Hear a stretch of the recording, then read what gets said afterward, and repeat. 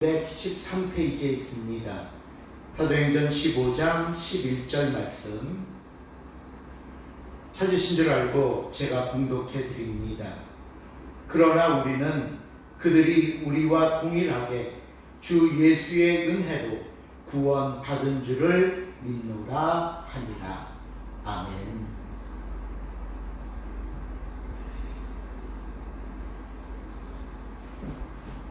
오늘 우리가 살펴볼 사도행전 15장 말씀은 바울과 바나바가 1차 전도 여행을 마치고 안디옥 교회에 머물고 있었을 때 일어난 일을 보여주는 이야기입니다. 오늘 본문이 시작되는 15장 1절을 보시면 이런 말씀으로 오늘 이야기가 시작됨을 알 수 있습니다. 1절에 어떤 사람들이 유대로부터 내려와서 형제들을 가르치되 너희가 모세의 법대로 할례를 받지 아니하면 능히 구원을 받지 못하리라 하니. 이 말씀을 보시면요, 어떤 사람들이 유대로부터 안디옥 교회로 내려와서는 안디옥 교회 성도들을 모아놓고 무엇을 열심히 가르치는데 그 내용이 무엇인가 하면요, 너희가 아무리 예수를 믿는다고 해도 모세의 법대로 할례를 받지 않으면 구원을 받지 못한다고 가르쳤다는 겁니다. 이 말을 가르치는 사람들이 누구인지 알 수는 없습니다. 하지만 일부러 유대로부터 안디옥 교회까지 와서 성도들을 모아놓고 이런 이야기를 했다는 것을 볼 때 어떤 짐작을 해볼 수 있는가 하면요, 전통적인 유대주의를 따르는 율법주의자로서 기독교 또는 교회 그리고 사도들의 행동이 마음에 들지 않았던 것입니다. 베드로가 이방인인 고넬료의 집에 간 것도 못마땅하고 바울과 바나바가 전도 여행을 한답시고 많은 지역에 예수 그리스도의 복음을 전한 것도 마음에 들지 않던 차에 이방인들의 교회이고 이방 선교의 본부라고 알려진 안디옥 교회에 가서 잘못된 것들을 고쳐주고 바로잡겠다는 열심을 가지고 간 것 같습니다. 하지만 이런 가르침을 안디옥 교회에 있는 바울과 바나바가 그냥 듣고만 있거나 인정할 수는 없는 일이었습니다. 바나바가 누굽니까? 그는 구브로섬 출신으로 이 예루살렘 교회의 시작부터 함께하면서 모든 일을 직접 목격했고 경험했던 사람이기 때문에 오늘 이 사람들의 주장이 얼마나 어리석은 주장인가를 누구보다 잘 알고 있었고요. 또 바울을 한번 생각해 보십시오. 바로 자기 자신이 예전에는 지금 이 사람들의 주장처럼 할례를 비롯해서 유대인들의 율법과 의식에 몰두해 있던 사람이지 않았습니까? 그런 그가 지금은 변화돼서 예수님을 믿고 복음을 전한다는 것은 지금 이들이 가르치고 있는 이 유대인들의 주장이 모두 거짓이라는 것을 너무나 잘 알고 있다는 것을 의미하는 이야기입니다. 그래서 본문 2절 상반절에 보시면요, 바울 및 바나바와 그들 사이에 적지 아니한 다툼과 변론이 일어났다라고 말씀합니다. 이 문제는 구원에 관한 이야기를 다루는 것이기 때문에 아주 중대한 문제이고요, 자칫 잘못하면 교회의 근간을 흔들어 버릴 수 있는 아주 심각한 상황을 암시하는 말씀입니다. 결국 이 문제에 대한 답을 얻고 해결점을 마련하기 위해 바울과 바나바 그리고 몇 사람을 예루살렘에 있는 사도와 장로들에게 보냅니다. 이로 인해 예루살렘 교회에서 기독교사의 첫 번째 회의라고 할 수 있는 예루살렘 회의가 열리게 되는 것입니다.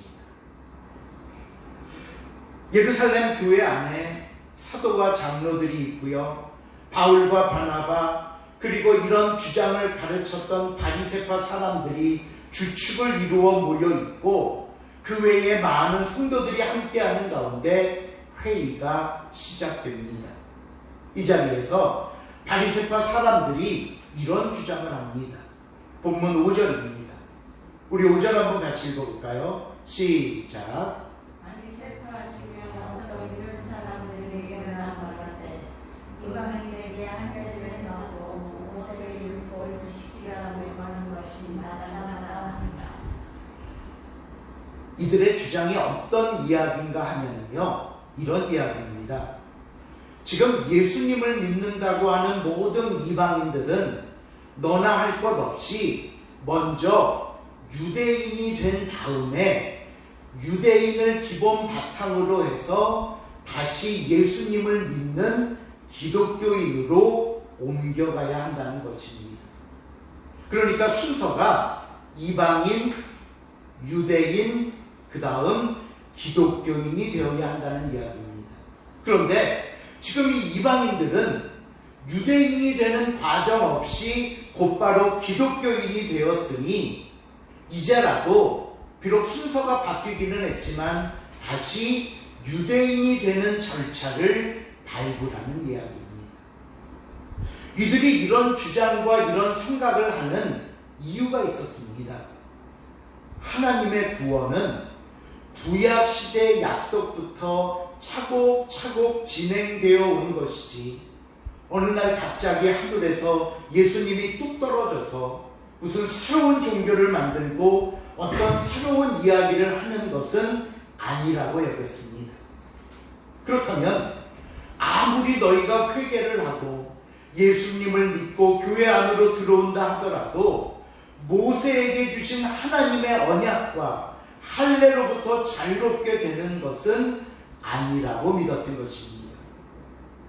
구원을 얻는다는 것은 궁극적으로는 하나님의 언약 백성이 되어 그 축복을 누린다고 믿었기 때문에 사도들이 말하고 전하는 복음만으로는 부족하고 언약 백성, 구약 대대로 전해져 오는 언약 백성의 대표적인 표식인 할례를 받고 율법을 지켜야 완전한 구원에 이르게 된다는 것이 이들의 주장인 것입니다.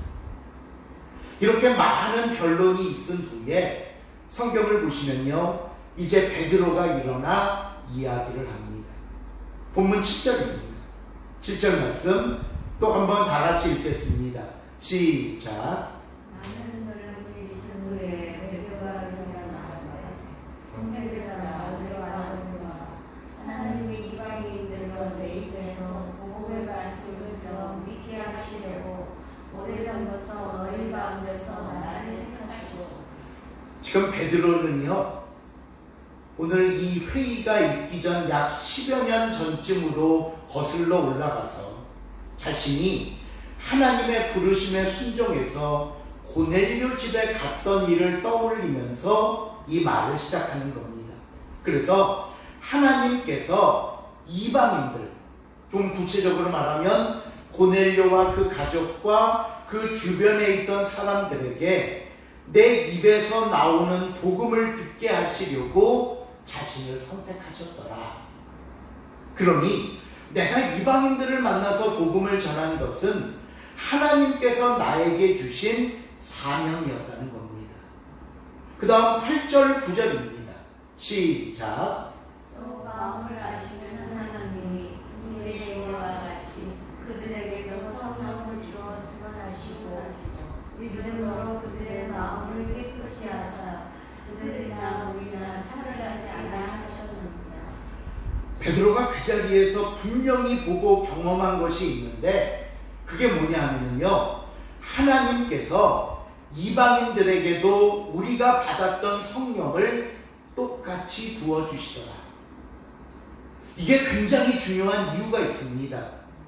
그것은요, 성령을 받을 당시 고넬료를 비롯해 그 자리에 있던 이방인들은 율법을 지킨 적도 없었고요, 할례를 받지도 않았습니다.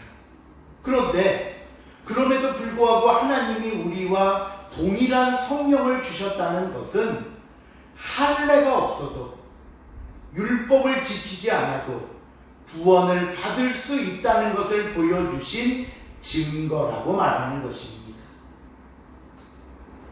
이렇게 분명한 사건과 증거가 있는데도 계속해서 할례와 율법을 지키는 문제를 가지고 이방인들에게 강요한다는 것은 마치 무엇과도 같은 것이라고 베드로가 얘기를 하냐면요, 첫째로 그것은 하나님을 시험하는 것이다. 왜 하나님을 시험한다고 얘기를 하냐면 하나님의 구원과 하나님의 사역 전체를 부정하고 있기 때문입니다.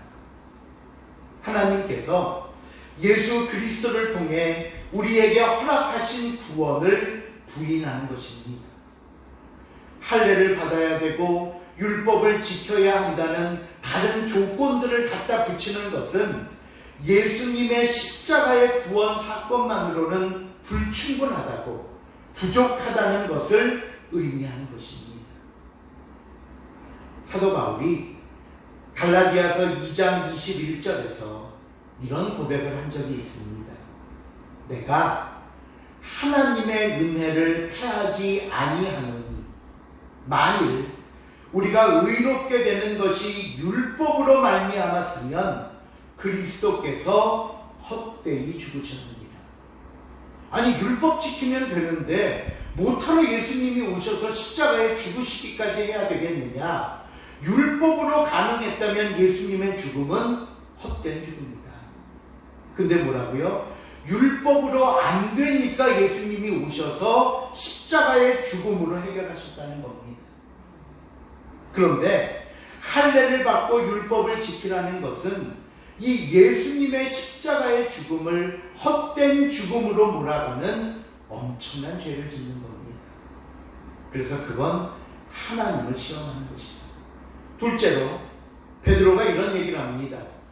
우리 조상과 우리도 능히 매지 못하던 멍에를 제자들의 목에 두려는 것이다. 유대인으로 있던 자신들과 우리 조상들도 완전히 지키지 못한 율법입니다. 율법이 늘 자신들에게 짐이 되었고 걸림돌이 되었다는 것을 누구보다 잘 알고 있으면서 나도 이렇게 힘들게 살고 있으니 너희도 힘들게 살아야 한다고 말하는 것처럼 이것은 올바르지 못한 가르침을 전하는 것이라고 말합니다. 베드로가 이렇게 설명을 마친 후에 결론으로 이런 말씀을 합니다. 11절입니다. 11절 말씀 시작. 그러나 우리는 그들이 우리와 동일하게 주 예수의 은혜로 구원받는 줄을 믿노라 합니다. 누구든지 유대인이건 이방인이건 상관없이 모두 동일하게 주 예수의 은혜로 구원받는 줄을 믿노라. 이 시간 사랑하는 성도 여러분, 오늘 베드로의 결론이자 고백이 저와 여러분이 기억해야 할 고백이며 우리에게 구원을 주신 하나님의 은혜요 축복이라는 사실을 잊지 마시기를 바랍니다. 우리의 구원은 주 예수의 은혜로 받은 것입니다. 심지어 예수님을 믿어서 구원을 받았다고 말할 때도 그 믿었다는 말의 의미가 내가 믿었다, 내가 믿기로 결심했다, 내가 교회 나간 것이다 라는 뜻이 아닙니다. 하나님께서 은혜를 주셔서 우리로 하여금 예수님을 믿도록 허락하셨습니다. 하나님이 허락지 아니하시면, 하나님이 은혜 주시지 않으면 믿을 수 없다는 겁니다. 에베소서 2장으로 한번 가보겠습니다. 에베소서 2장으로 가시면요, 1절에 이렇게 시작됩니다. 그는 허물과 죄로 죽었던 너희를 살리셨도다. 어떤 분들은요, 뭐 이렇게 기도하거나 이야기하는 중에 죽을 수밖에 없었던 우리를 살리셨다 말하기도 하는데, 물론 어떤 의미로 하시는 말씀인지는 압니다. 하지만 정확한 표현은 완전히 죽었던 우리를 살리신 것입니다. 그러면 과거 예수님을 믿기 전 우리의 모습은 어땠는가? 그 다음 2절에 보면요, 이렇게 말합니다. 그때의 너희는 그 가운데서 행하여 세상 풍조를 따르고 공중의 권세 잡은 자를 따랐으니 곧 지금 불순종의 아들들 가운데서 역사하는 영이라. 첫째, 세상 풍조를 따랐습니다. 세상이 옳다고 하면 옳은 줄 알고 무조건 찬성했습니다. 그저 다수의 의견이면 언제나 그게 진리인 것처럼 착각했습니다. 둘째, 공중의 권세 잡은 자를 따랐습니다. 사탄의 노예가 돼서 사탄의 생각을 따르고 그의 방법을 따르며 그의 결과들을 부러워하고 살았다는 것입니다. 그 다음 3절에서는요, 전에는 우리도 다 그 가운데서 육체의 욕심을 따라 지내며 육체와 마음에 원하는 것을 하여 다른 이들과 같이 본질상 진노의 자녀였다라고 말씀합니다. 과거에는요, 내 안에 하나님이 없었습니다. 하나님의 생각도 없고요, 하나님의 방법도 없었습니다. 그러니 우리가 하는 것은 모두 육체의 욕심, 그저 내 본성과 육체가 원하는 것만 따라 행했습니다. 그런 우리를 가리켜 하나님이 뭐라고 하셨는 줄 아십니까? 본질상 진노의 자녀였다.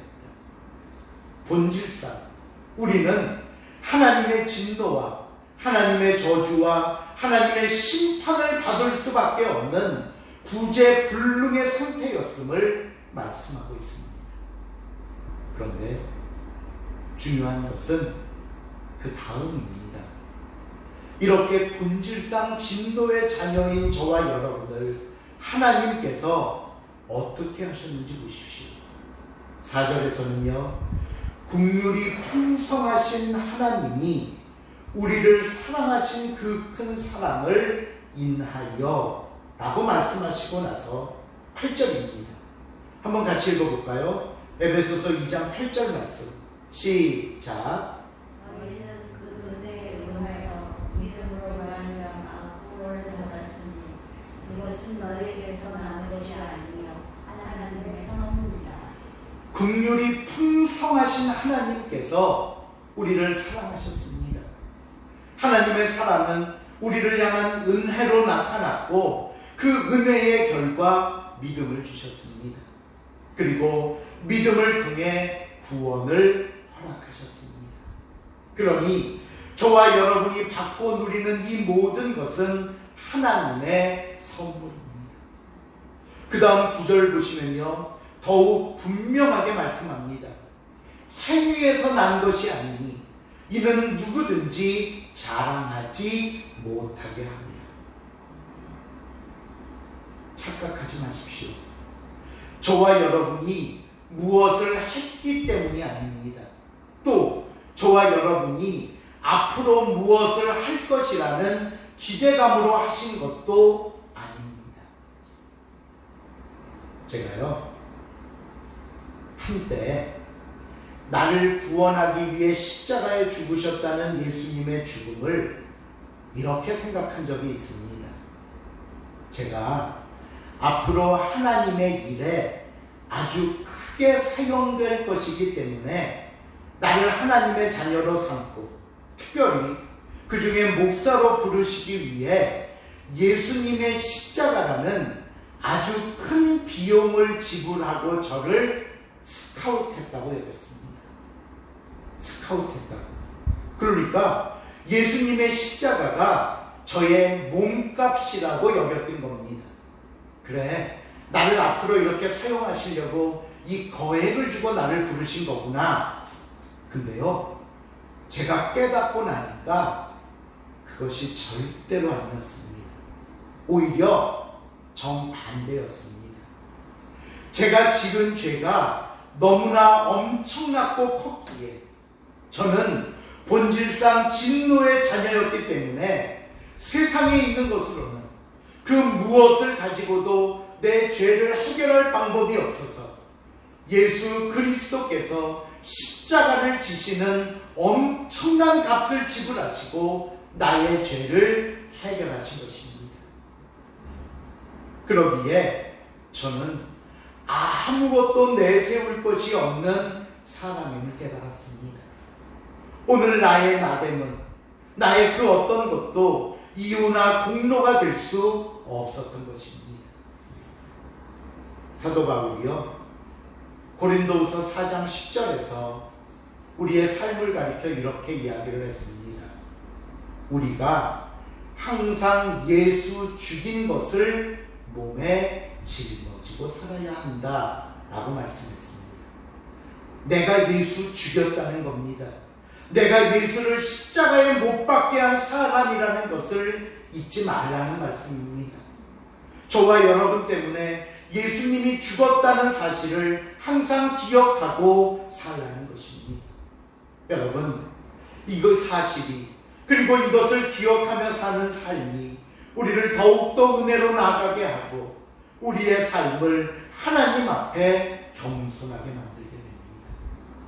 결국 베드로의 결론은 우리의 구원은 예수의 은혜로 받는다는 말씀입니다. 자, 이렇게 베드로의 이야기가 나오고 나서 뒤로 좀 더 가보면요, 이번에는 야고보의 이야기가 나옵니다. 오늘 본문에 나오는 야고보는 예수님의 동생 야고보입니다. 또한 신약 성경 중에 야고보서를 기록한 사람인데요, 물론 처음부터 그가 예수님을 믿었던 사람은 아닙니다. 사복음서에 보면요, 예수님께서 초기 갈릴리 지역에서 사역하실 때는 예수님을 비웃으며 함께하지 않았습니다. 그런데 고린도전서 15장 7절에 보면요, 예수님이 부활하신 후에 이 예수님의 동생이었던 야고보에게도 보이셨다라는 말씀이 나오듯이 아마 예수님의 부활을 목격한 후에 예수님을 따르는 자가 되지 않았을까 생각이 됩니다. 그러면서 지금 그의 위치는 어때쯤 되어 있었냐 하면요, 갈라디아서 1장 19절에 보면 예루살렘 교회를 맡아 지도자로서 역할을 감당하고 있었고요, 바울은 이 예루살렘 교회를 지키는 야고보를 가리켜 교회의 기둥이라고 말했습니다. 또 오늘 본문에 나오는 이 예루살렘 회의에서 야고보는 이 회의를 직접 진행하면서 마지막 최종 판결을 내리는 주관자로서 자리하고 있음을 우리가 발견하게 됩니다. 이 야고보가 모든 이야기를 듣고 마지막 판결을 내리는데 19절, 20절입니다. 우리 한번 읽어볼까요? 오늘 본문 19절, 20절 말씀 시작. 그러므로 내 의견에는 이방인 중에서 하나님께로 돌아오는 자들을 괴롭게 말고 다만 우상의 더러운 것과 우명과 공로의 주준 것과 피를 멀리 하라고 편지한 것이 가하니라. 제일 앞에 보시면 그러므로라는 말로 시작이 됩니다. 여기서 이 그러므로가 가리키는 것은 앞에서 보고 들었던 모든 이야기들입니다. 베드로가 이야기를 했고요, 제가 오늘 본문을 통해서 살펴보진 않았지만 베드로 이야기가 끝나고 바울과 바나바의 증언이 있었고요, 또 구약 선지자인 아모스의 예언을 이야기하며 말씀이 이어졌고요, 그리고 무엇보다도 과연 무엇이 하나님의 뜻에 일치할까, 그 모든 것을 종합해 봄으로 라는 이야기입니다. 그리고 나서 이어서 뭐라고 얘기를 하냐면요, 내 의견에는 이라는 말로 시작됩니다. 그럼 내 의견에는, 근데 우리가 볼 때 그냥 내 의견에는 이라고 말을 하니까 마치 이 표현이 야고보가 자기의 그냥 한 개인의 생각을 말하는 것처럼 그런 뉘앙스로 들릴 수 있지만 아닙니다. 이 표현의 헬라어 단어는요, 무척 강하고 엄중한 뜻을 대표하고 있어서 내가 판단한다, 내가 결정한다, 내가 심판한다는 뜻입니다. 그러니까 정확히 번역을 하면요, 내가 판단하기에는, 내가 결정하기에는, 내가 마지막 심판하기에는 이라는 뜻으로 오늘 이 회의의 결론을 내리는 재판장으로서의 최종 판결을 가리키는 말입니다. 야고보가 내린 판결은 모두 5가지였습니다. 첫째, 이방인 중에서 하나님께로 돌아오는 자들을 괴롭게 하지 말라. 이 말씀은 할례를 받을 필요가 없다는 뜻입니다. 또 이 결론은 물론 이방인들에게 뿐만이 아니라 앞으로 유대인들도 기독교 안에서 할례가 필요 없음을 이야기하는 아주 중요한 판결입니다. 둘째, 우상에 더러운 것. 셋째, 목매어 죽인 것. 넷째, 피에 대하여는 멀리해라. 이 말은요, 우상에게 제물로 바쳤던 짐승의 고기나 짐승을 잡을 때 목을 매달아 죽인 것, 또 피를 완전히 빼지 않아서 아직도 몸 안에 피가 남아있는 고기 등은 유대인들이 특별히 금하는 특정 음식과 상황이기 때문에 아무리 너희가 이방인들이라 그동안은 거리낌 없이 먹었다 할지라도 같은 마음으로 이것만큼은 금지할 것을 요구하는 것입니다. 그리고 마지막 5번째는 음행하지 말아라. 결혼에 대한 하나님의 말씀에 순종할 것을 가르치고 있습니다. 이 판결을 잘 생각해 보세요.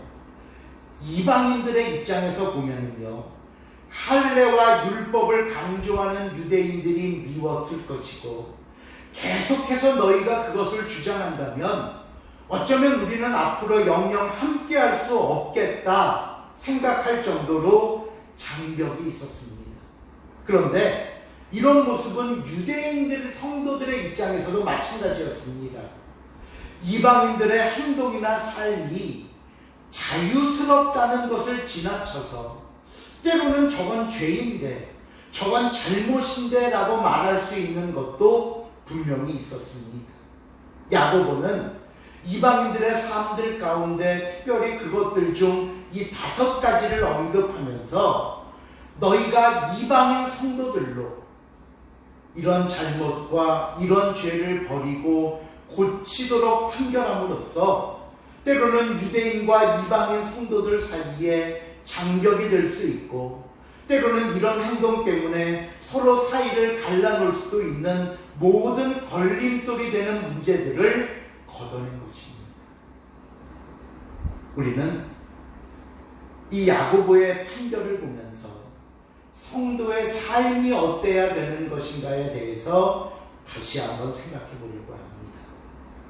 우리가 앞에서 구원은 전적인 하나님의 은혜요 선물이라고 말씀드렸습니다. 예, 맞습니다. 이 구원에는 우리의 어떤 공로나 행동도 조건이 되거나 포함되지 않는다고 말씀드렸습니다. 그런데요, 그렇다고 해서 성도들은 행동으로 구원받는 거 아니니까 어떤 죄를 져도 되고 어떤 삶을 살아도 구원과는 상관없으니 안심하라는 말씀이 아닙니다. 예수님은 이런 행동을 가리켜 나무의 열매와 같다고 하셨습니다. 마태복음 7장 15절 이후를 보시면요, 양의 칼을 쓴 늑대와 같은 거짓 선지자들을 조심하라 하시면서 이렇게 말씀하셨습니다. 마태복음 7장 16, 17, 18절 제가 읽어드립니다. 그의 열매로 그들을 알지니 가시나무에서 포도를 또는 엉겅퀴에서 무화과를 따겠느냐. 이와 같이 좋은 나무마다 아름다운 열매를 맺고 못된 나무가 나쁜 열매를 맺나니 좋은 나무가 나쁜 열매를 맺을 수 없고 못된 나무가 아름다운 열매를 맺을 수 없느니라. 당연하지 않습니까? 좋은 나무가 좋은 열매를 맺고 나쁜 나무는 나쁜 열매를 맺습니다. 그러면서 그 다음 그 뒤에 마지막 20절에 이러므로 그의 열매로 그들을 알리라 하셨습니다. 열매로 알리라. 사과나무에서는 사과가 열립니다. 배나무에서는 배가 열립니다. 그런데요, 어떤 나무가 배열매를 맺고 나서 나는 사과나무라고 말하면 누가 그 열매인 배를 보면서 이 나무를 사과나무라고 믿겠습니까? 그러니 그가 맺은 열매로 그 나무를 안다는 것입니다. 그러면서 열매로 나무를 안다는 것이 무슨 의미인지 그 다음 절에서 보다 자세하게 말씀합니다. 나더러 주여 주여 하는 자마다 천국에 들어갈 것이 아니요 다만 하늘에 계신 내 아버지의 뜻대로 행하는 자라야 들어가리라. 행동이 구원의 조건은 아닙니다. 하지만 그 사람의 행동이 구원받은 사람인지 그렇지 않은지를 보여주는 열매가 됩니다. 온갖 죄악의 열매를 맺으면서 전혀 회개할 줄도 모르고 이것이 죄라는 사실조차 무시하고 살면서 자신은 하나님의 자녀라고 말하고 구원받았다고 말한다면 누가 그 사람의 행동을 보고 그 사람의 말을 믿어주겠습니까? 그래서 오늘 베드로와 야고보는 첫째로 구원은 오직 주 예수 그리스도의 은혜인 믿음으로만 얻는다는 것을 다시 확인함과 동시에 성도로서 반드시 지켜야 할 삶의 모습인 우상의 더러운 것과 음행과 목매어 죽인 것과 피를 멀리하라는 것을 가르칠 것을 결정하게 됩니다. 그리고 이 결정을 내린 후에 오늘 예루살렘 회의가 마무리됩니다. 말씀을 맺습니다. 오늘 저와 여러분은 본문의 말씀을 통해 다시 한번 우리의 구원에 대한 하나님의 은혜에 감사하는 성도들이 될 수 있기를 바랍니다. 오직 나의 나된 것은 하나님의 은혜라는 사실을 진심으로 고백하며 감사할 수 있기를 바랍니다. 그리고 이 세상 속에서 우리는 예수님을 증거하고 나타내는 작은 예수라는 사실을 잊지 마시고 빛과 소금의 역할을 감당하고 예수 그리스도의 향기를 드러내는 삶을 통해 힘들고 어려운 이 시기를 잘 인내하며 승리하시기를 주님의 이름으로 축원을 드립니다. 기도하시겠습니다. 하나님 감사합니다. 오늘 우리가 이 자리에 있고 하나님을 예배드리고 하나님의 말씀을 듣고 기도하면 우리를 그 은혜로 구원하신 하나님의 축복이여 선물인 줄로 믿습니다. 그러게 하나님 이 구원을 소중히 여기게 하시고 이것이 얼마나 값진 구원인가를 잊지 않게 하사 오늘도 살아가는 우리의 삶 속에서 하나님의 자녀로 영광되이 살아갈 수 있도록 허락하여 주시옵소서. 감사드리오며 예수님의 이름으로 기도하옵나이다. 아멘.